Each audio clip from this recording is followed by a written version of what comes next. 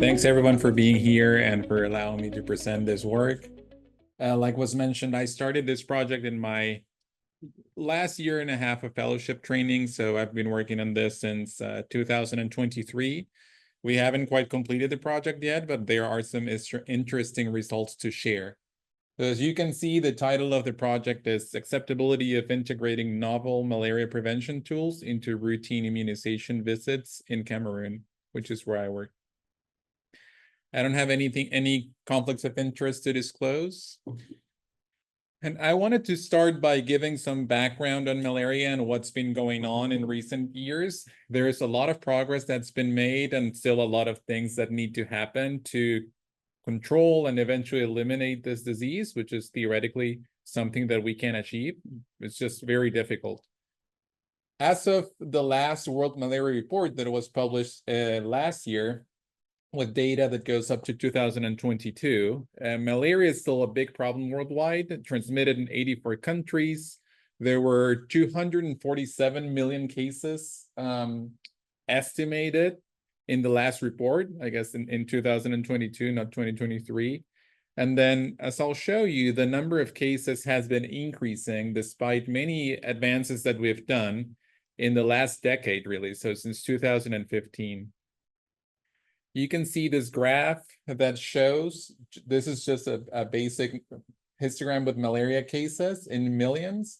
And you can see that there was a big increase from 2019 to 2020 that was unprecedented, really, and was attributed at least partially to the COVID pandemic.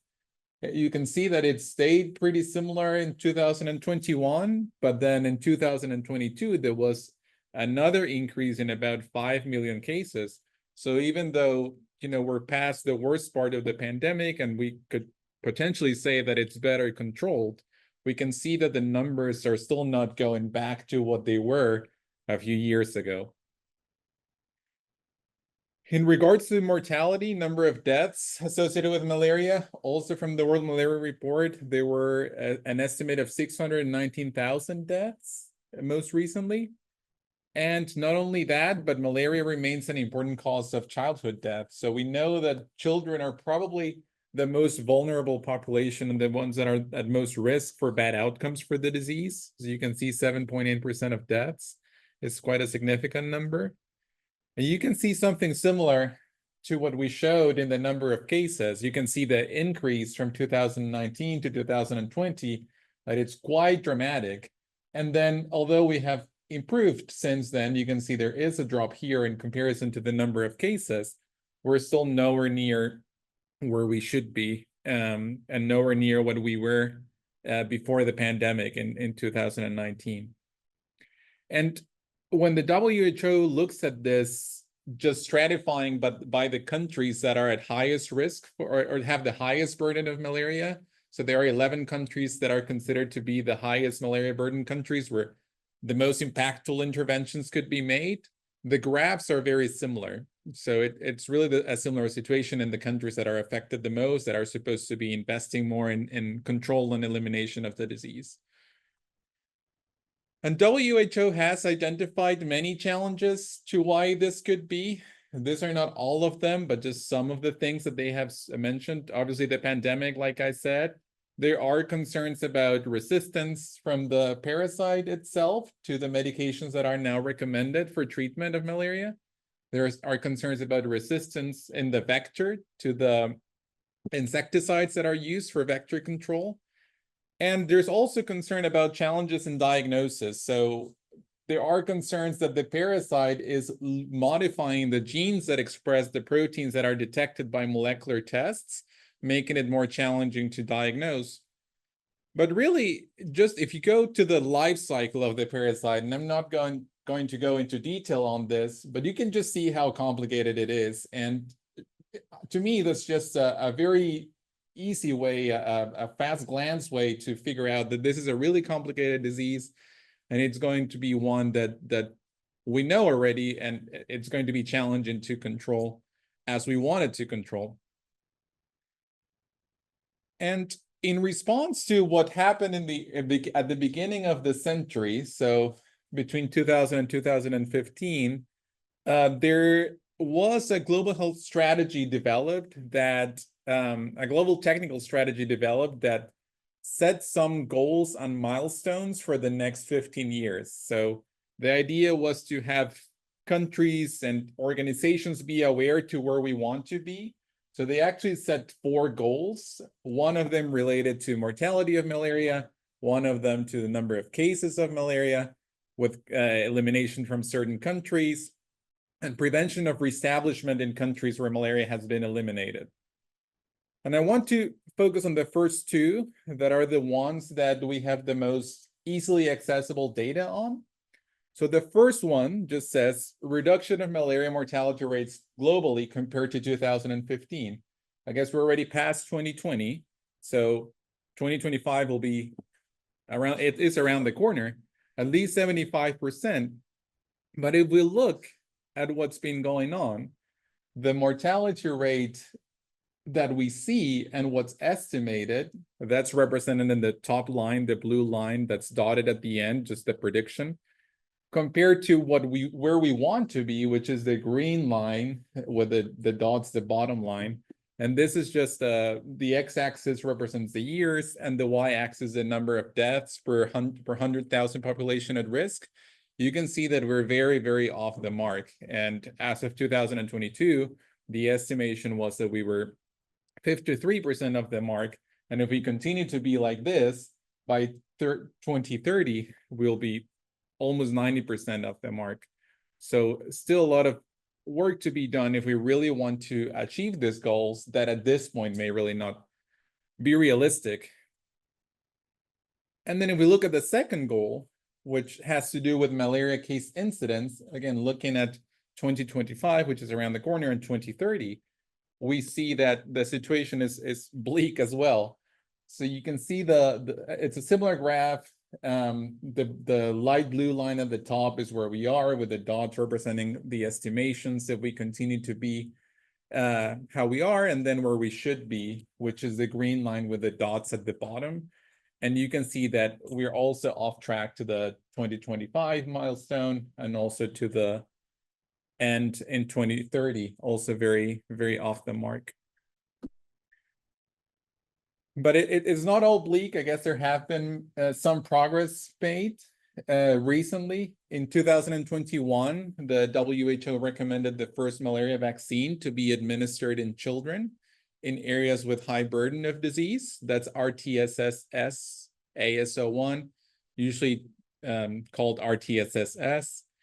And there have been countries that have achieved malaria elimination.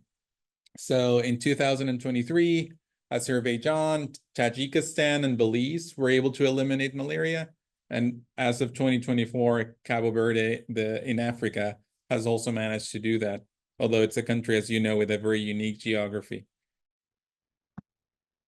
And really, we all know that malaria is distributed quite differently around the world. Probably the area with the highest burden of the disease is the WHO African region, where 95% of malaria deaths occur. And really, if we take all the deaths from malaria, and you saw that number was quite high at 619,000 at the beginning, more than 3/4 occur in children living in Africa that are younger than 5. So really a vulnerable population where there's potentially a lot to be done, and part of why the vaccine has been initially recommended in this patient population. And something that is important to recognize about malaria is that transmission can be variable throughout the year. Even in countries in Africa, it's not the same. There are a lot of difference within the country, within regions, within districts. So there has been a big push to obtain better surveillance data and to really understand what's going on, if possible, in each district, in each community, to get really granular data to select where the best interventions can be implemented. So just a couple of words: perennial transmission, this is the definition. It just means that there is transmission of the disease all year round. And then seasonal transmission has to do with transmission that occurs only during certain months of the year. So this is just a map of the African continent. As you can see, the vast majority of countries are considered endemic for malaria. And now focusing more on where I work, which is Cameroon in West Africa, I'll give you a little bit of the malaria situation in the country and then go into what our project is about. So this is a map of Cameroon. It has a population of about 28 million. So interestingly, very similar to Peru, which is in South America where I'm from. And it is considered one of the 11 countries with the highest burden of malaria that I mentioned, that where supposedly the most impactful interventions can take place. We know that there is transmission of malaria throughout the country. So it has 10 regions and it can be transmitted really everywhere. But we also know that based on its geographic characteristics, the transmission is different. So the bottom area, the dark green part, is what's considered the forest and coastal region. And in those areas, transmission tends to be perennial. So disease all year long. There are fluctuations that are similar to the rainy season in other areas. So it's not like it's a flat curve, but there is transmission all year around. And then in the top two regions, so the dark pink and the pink one, the north and far north regions, those tend to have a more seasonal behavior where transmission is highest in the rainy season, which is considered to be between July and November. These are just some numbers about the malaria situation in the country. So we know that 71% of the population lives in areas of high transmission, and that 4 out of 10 people living in the country, so 41% of adults will get at least one case of malaria at least once a year. And based on the most recent reports, we know that in a year, there are about 6.5 million cases of malaria diagnosed and almost 13,000 deaths from the disease. So as you can see, a very high burden of malaria in Cameroon. And this map I wanted to include, this is just a representation of the incidence of disease by district. So this is just cases per 100,000.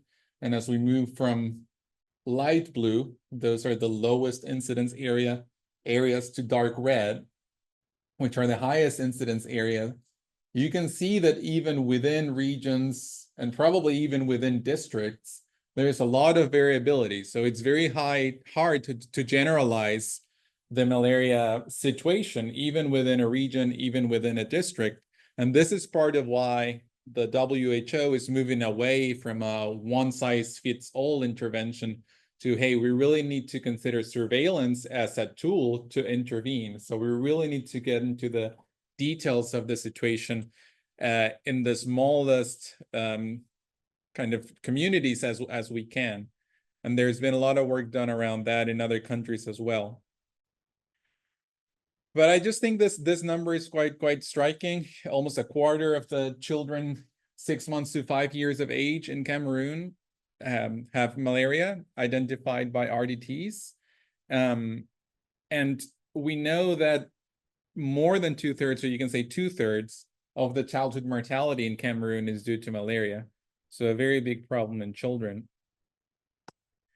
And this is another map that further stratifies the prevalence. Like I said, 24% based on RDTs, but you can see in the different regions how it varies from as low as 10%, for example, in the Southwest and the Northwest regions, to as high as 47% in the Center region. Importantly, though, is to identify that the two largest cities in Cameroon are Yaoundé at the bottom left and Douala, which is close to that. And those cities have much lower prevalences of malaria in children than the region itself, which suggests that the majority of cases are not occurring in the urban areas, but are mostly occurring in the rural areas. And then the reason why we wanted to, and I'll explain the study in the next few slides, but there were two interventions that were highlighted in the updated malaria guidelines that came out in 2022 and have since been updated, not significantly, but one of them is called perennial malaria chemoprevention, or PMC.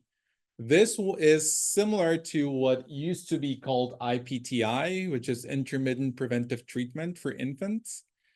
And it basically consists of giving an anti-malarial course to a child when they're healthy. So they come to get their vaccines, they come to get to their routine wellness visit that they have almost every month during the first year of life, and they would just get a prescription, usually with sulfadoxine pyrimethamine, or SP, that they would take in the clinic, and then for another couple of days at home, and then receive it again when they come back to their regular visit.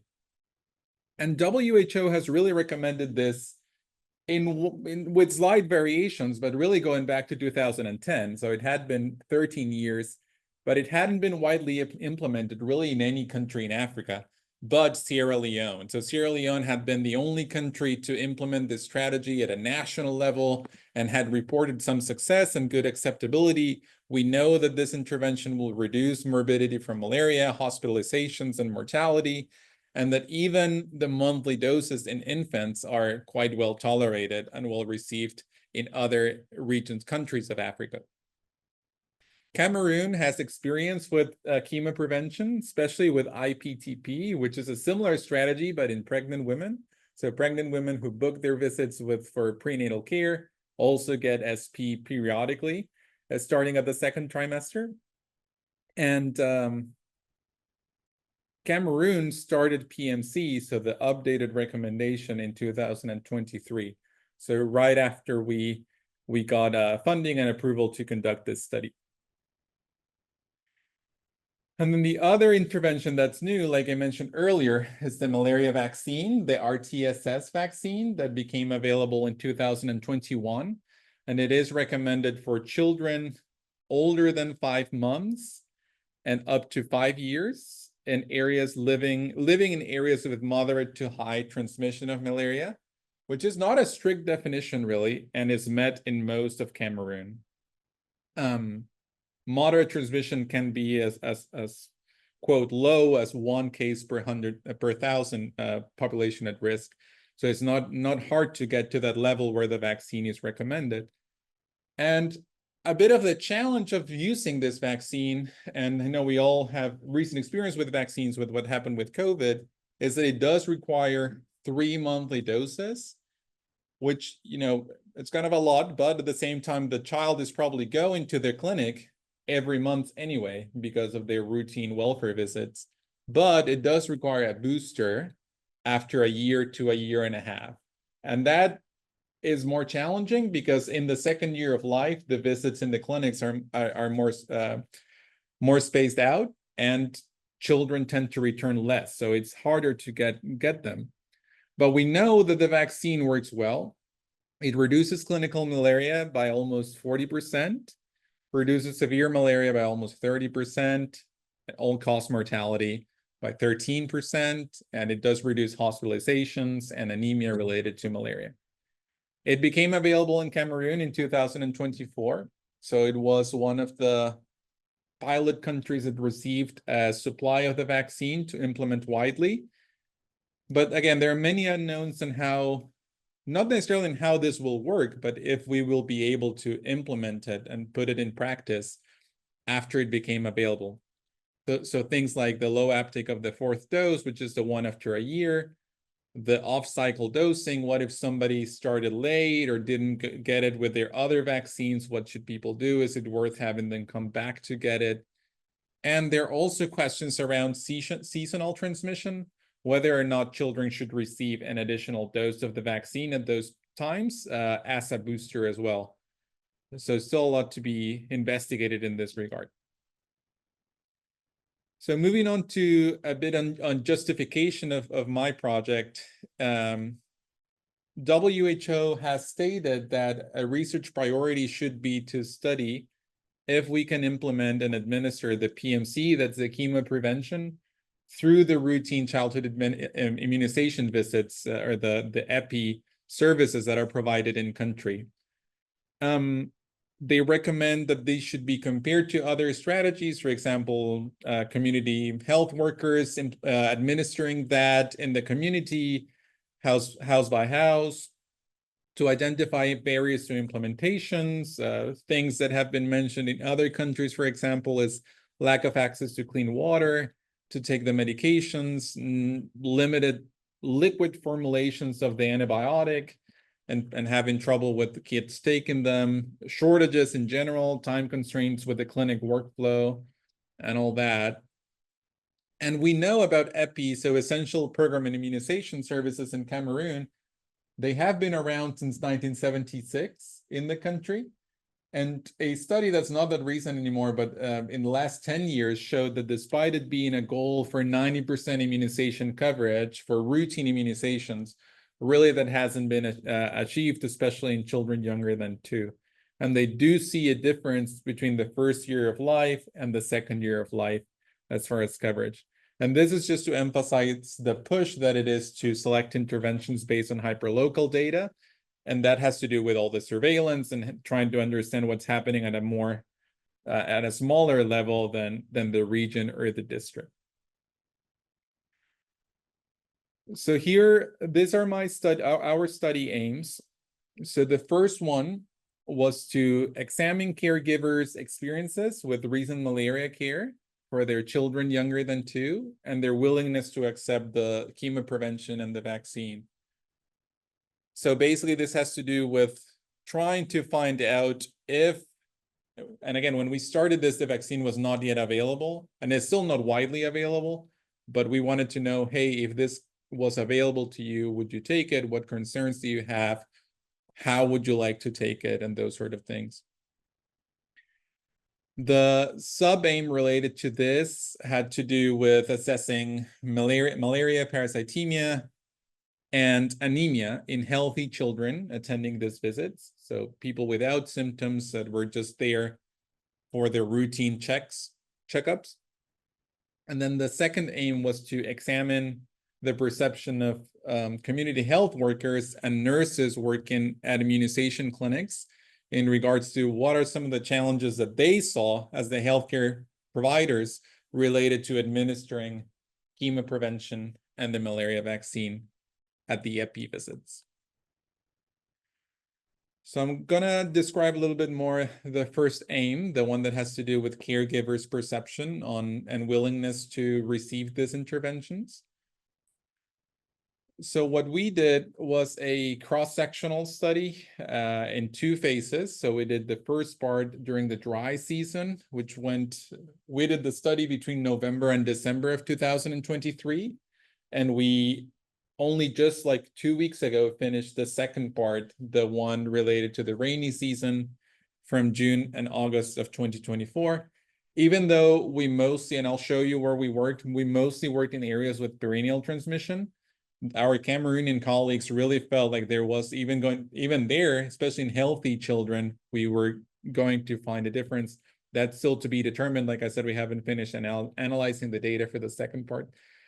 And then we partnered with CBCHS, which is the Cameroon Baptist Convention Health Services. It's an institution that has a long history of collaboration with UAB now, going back to, I believe, 2015 is when that was established.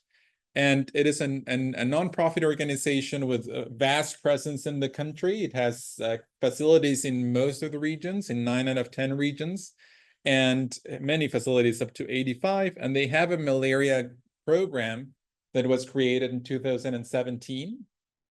This is Dr. Nfor, who is the supervisor for the malaria control program in CBCHS, and he's one of the co-investigators in this project.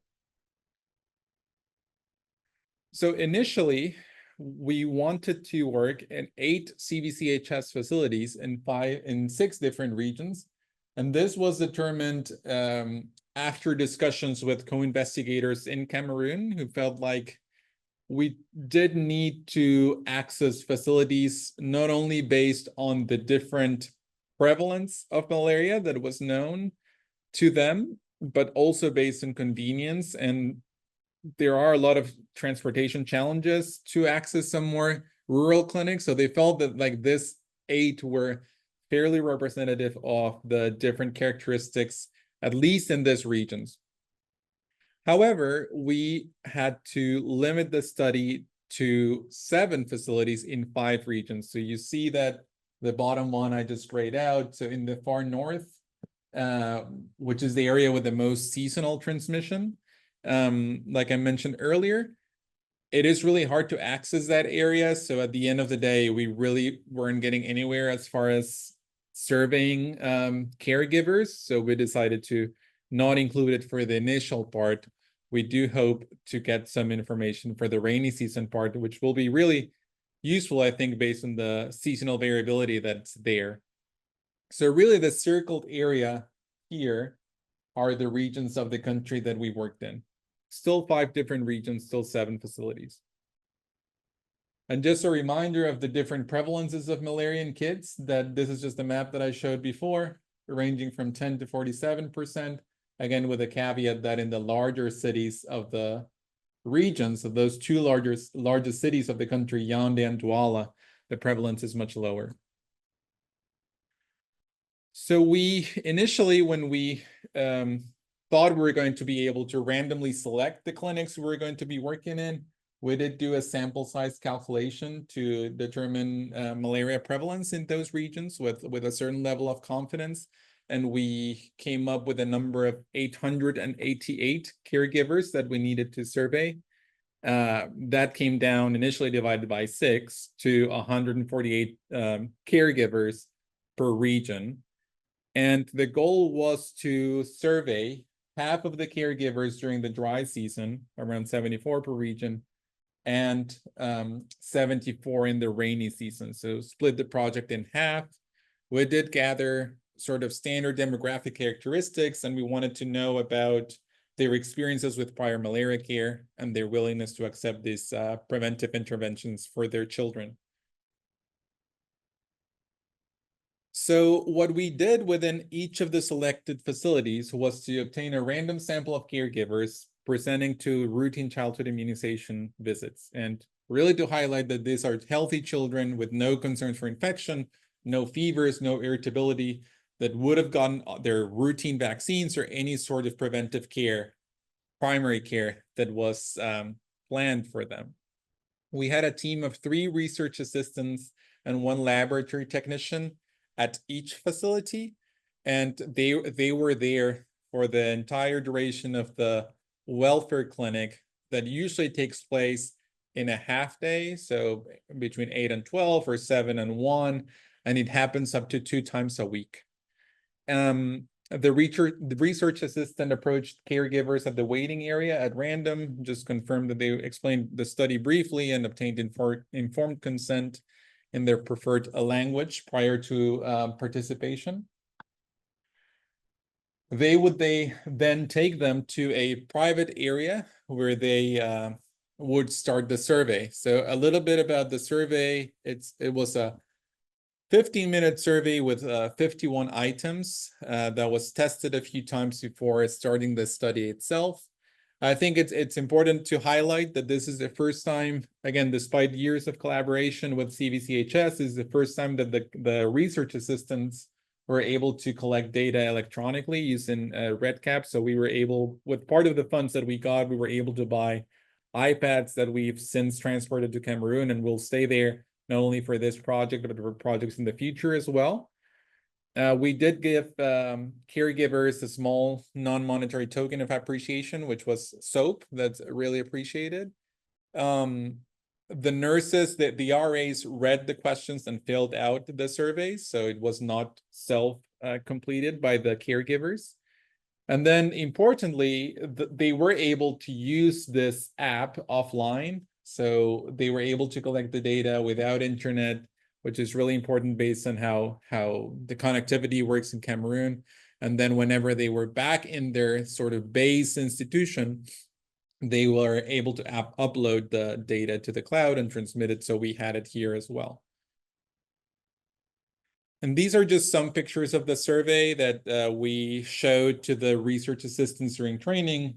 So this first page, nothing special, you know, the demographic characteristics, the language of the interview. But then we also collected some information about prior experiences with malaria. Has the child had fever in the last 2 weeks? Did you seek care? Where did you seek care? And then we were also able to collect some information about prior vaccines based on the vaccine cards that caregivers had. And then we asked about whether or not they had heard about the malaria vaccine in the past, and if they hadn't, or regardless, we would do a brief explanation of what that consisted of, and then we moved on to ask questions about acceptability of the vaccine. And then for the sub-aim 1.2, which was to assess the prevalence of malaria by RDTs and anemia using rapid diagnostic tests, what we did was, after that survey that I mentioned, the caregivers and their children, typically one child per caregiver, would move to a laboratory area where dedicated personnel would do finger pricks to run samples in HemoQs with almost immediate results, and rapid diagnostic tests for malaria. These are pictures from the instruments that were present in one of the facilities. The technicians were also trained. They already knew, but we confirmed that they were able to collect dried blood spots that we didn't analyze at the moment, but we stored for future research that I'll mention in a little bit. And then we provided treatment according to national guidelines free of charge. We didn't anticipate a very large number of kids that would need treatment. Again, healthy children. We did provide antimalarials if they tested positive for malaria.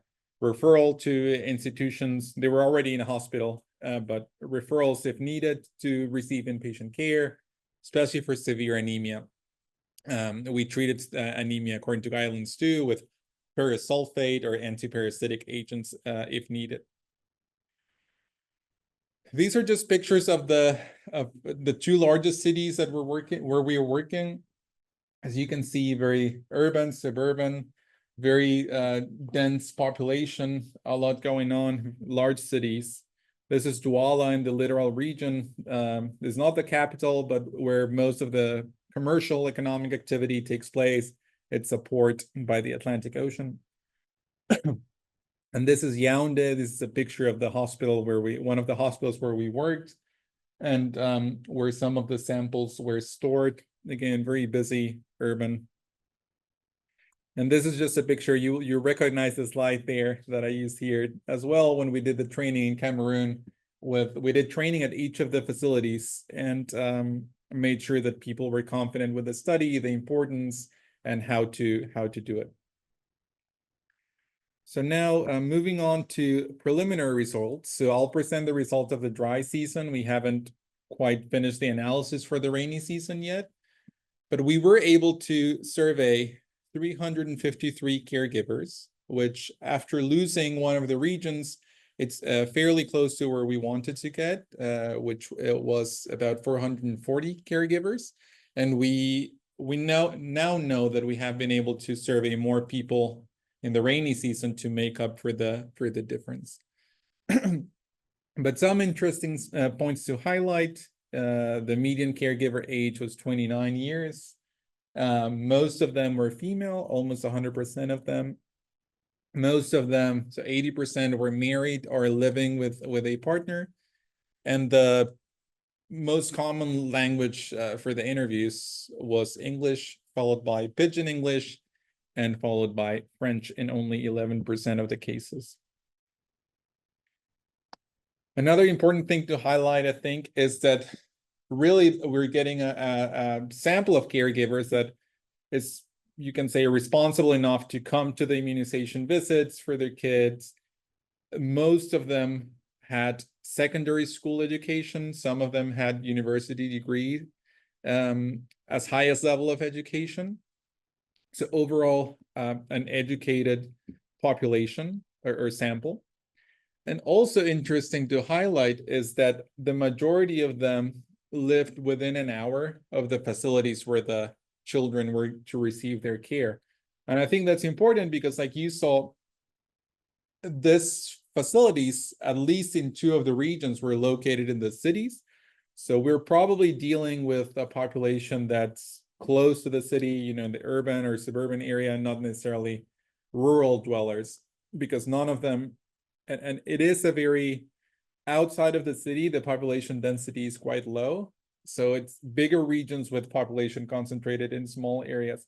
And we really didn't have anybody who traveled more than 2 hours to come to the immunization visits. And also reflecting, and this was self-reported, but reflecting the type of caregivers that we're dealing with, a good number, 84%, reported that their child, not only they owned an insecticide-treated bed net, but they were actually using it for the children, and they had slept under it the night before. So moving on to recent experiences with malaria, you can see that 39 caregivers of the 343 reported that their child had had a fever in the last 2 weeks. So that's 11%. Interestingly, only a third of those reported that their child had been tested for malaria, which is the current recommendation. So the current recommendation is that child with fever in a malaria endemic area should get tested for malaria before providing any empiric treatment, for example. And only 6 of the 13 had a positive test or reported a positive test, which is almost half of them. But interestingly, there were 10 kids or 10 caregivers that reported that their child had been diagnosed with malaria, which is a little bit over a quarter of those with fever. And up to 30s, or almost all of them, took some sort of medication that was prescribed by either, not prescribed, but recommended by either a healthcare provider or a family member or a provider of kind of natural medicine. So they had received some form of treatment for malaria in the majority of cases. And when we go to the malaria vaccine and their willingness to receive it, we saw that a little bit less than 50% of the caregivers had heard of the malaria vaccine before, which was honestly quite surprising, since considering that it had only been on the news for, I guess, very little period of time before we did the surveys. And the vast majority said that they would actually accept the vaccine at CBCHS clinics, so basically where their children receive care already. We did ask them about acceptability at other places, like government-run facilities, at vaccination campaigns in the community, and really the predominant answer was, I would take it, but I would take it where my doctor is, where I already take my child. 2/3 of the caregivers expressed no concerns in regard to the vaccine, which leaves us with a third that did express concerns. And these are some of the concerns that people brought up. So the predominant one had to do with side effects in 23% of the caregivers, and they were allowed to select more than one answer, so they were not exclusive necessarily. They did mention the concern for interactions with other vaccines or potentially with medications that the child may receive at the immunization visit. They mentioned concerns about efficacy, and this could be related to thinking that the vaccine was unnecessary or that it didn't work. And concerns about safety as well, in 9.1% of the caregivers. And interestingly, also, we just asked them, hey, you may be willing to receive the vaccine, but do you think you know somebody, maybe one of your neighbors, that would say no? And 81 caregivers, almost a quarter of the sample, said that maybe one of their neighbors would not accept the vaccine. And then moving on to the chemo prevention, so PMC. Also, and PMC was available at the time of the survey, so it had already been administered in most of the CBCHS facilities, although there had been some issues with stockouts, so it hadn't been a consistent trend, but some had actually received it. As you can see, 76% had heard about it, 50% reported that their child had received it in the past, and the vast majority stated that they would accept it at CBCHS. In comparison to the malaria vaccine, 88% expressed that they had no concerns about it. Remember, for the vaccine, this number was 67%, so a higher proportion. And then the concerns about side effects was only seen in 7% of the caregivers, in comparison to almost 21% for the malaria vaccine, like we showed in that bar graph. And then we asked them, and this was a very non-specific question. We just said small cost. We didn't really specify the amount, but caregivers did say that even if there was a small cost to it, they would receive the PMC.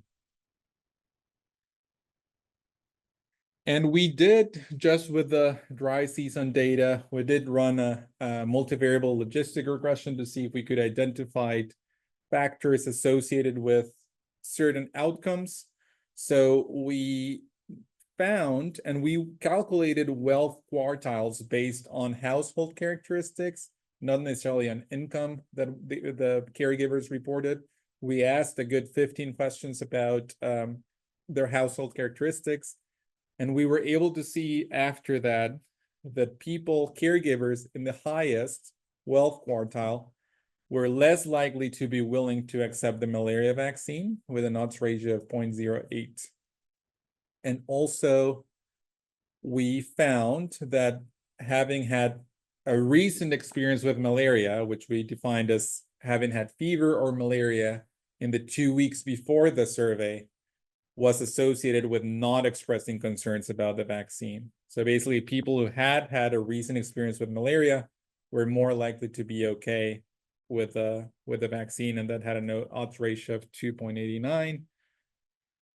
These were some of the other variables that were included in the model that didn't have any strong association. So facility, the age, level of education, and time to the facility. These were variables that were selected among the investigators based on prior literature and clinical experience. And these are just some results about the RDT positivity for the sub-AIM 1.2. So we found only 7 infants of the 353 test positive for malaria based on an RDT. That's 2%. Again, this is healthy kids. This is the distribution of the children. As you can see, these are very, very small numbers, but Ngunso is probably the most rural facility that we examined, and we did have most of the cases there in the West region. 1 infant had both malaria and anemia, so it was treated for both. And then in regards to anemia, we found 8 children that had it, so 2.3%, and that's the distribution.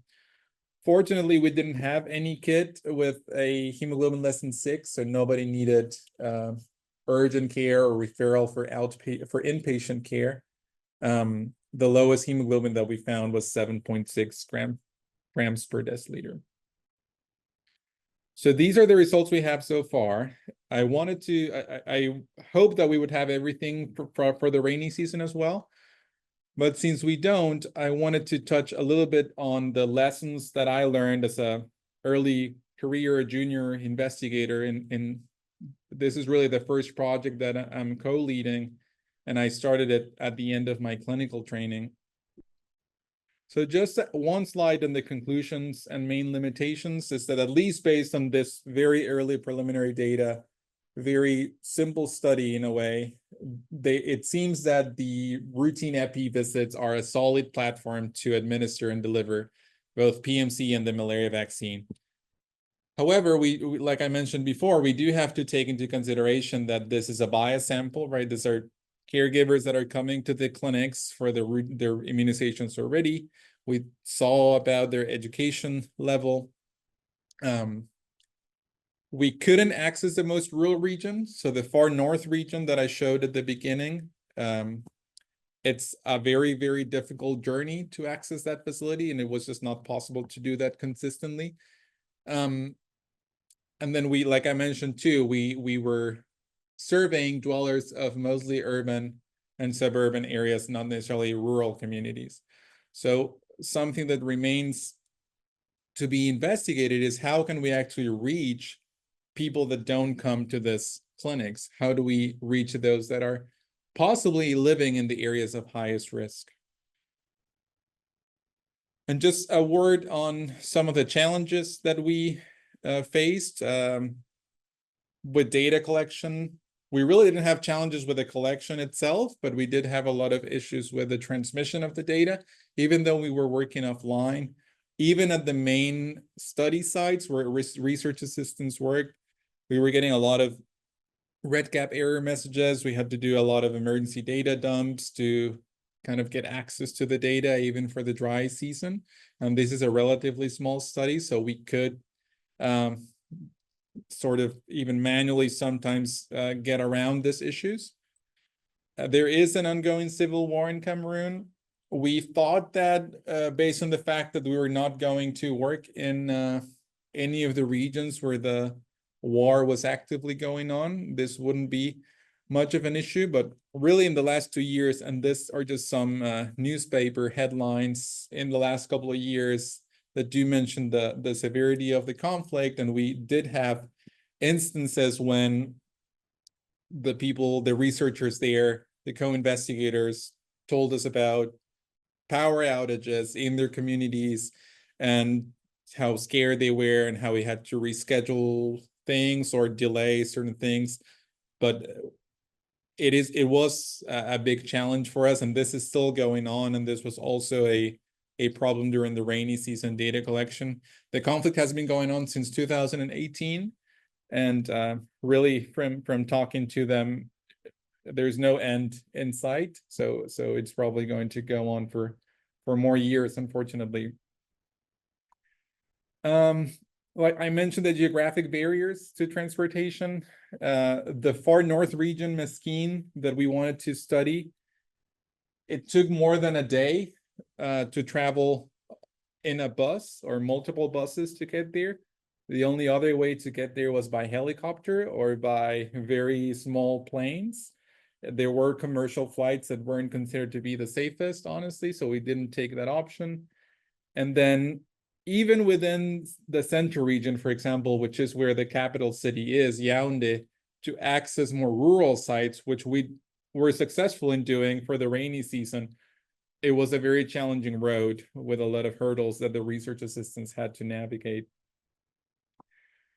Another thing that it's a reality, time zone differences during data collection, during the immunization visits, those took place between 1 and 5 in the morning and central time. So it was sometimes difficult to try to be available to resolve any issues that may come up or any questions that RAs had in regards to the survey, which is why we practice a lot and try to address those beforehand. And just a few words on next steps. We are doing the analysis of the rainy season data. Like I said, the collection of data finished only a couple of weeks ago, and we are having some issues uploading the malaria and anemia test results. We have access to most of the survey data, but just to show you, we were able to collect data in more sites. So Vundu, the one at the bottom, I know it says 0 because that's just the last red cap query. There were some sites that did paper surveys.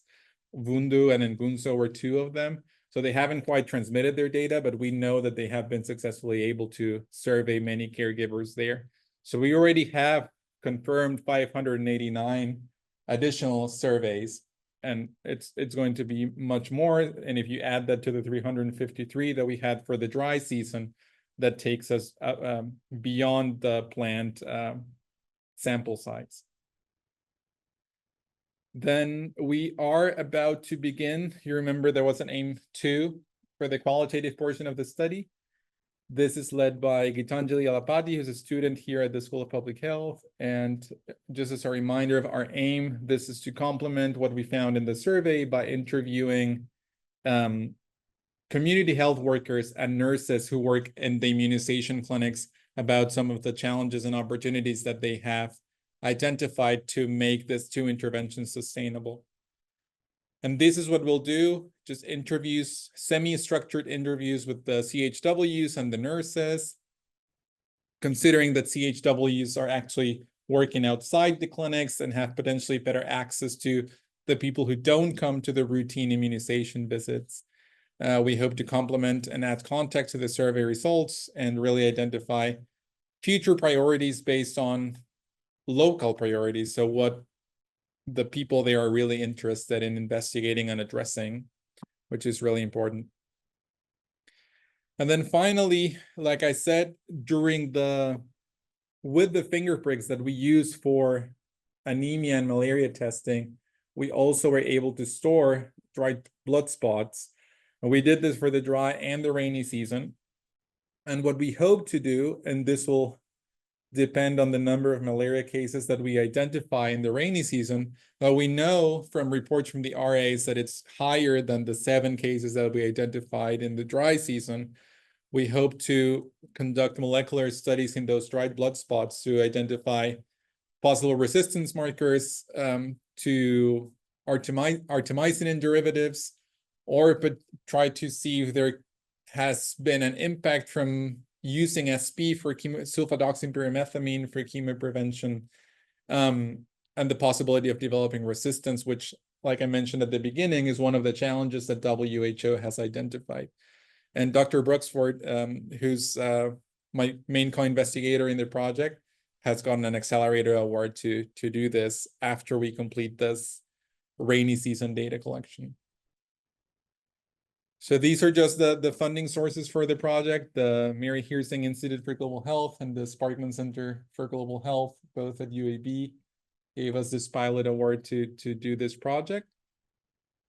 And these are just all of our collaborators, both based in the US and based in Cameroon. And really, without them, nothing really could be done, because, I'm just here.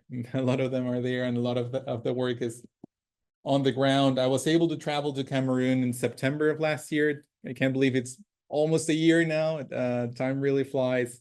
I don't know when I'm gonna go back, but hopefully I will, because it's really a beautiful country, beautiful people, and there is a lot to be done, not only in malaria, but in other areas of infectious diseases.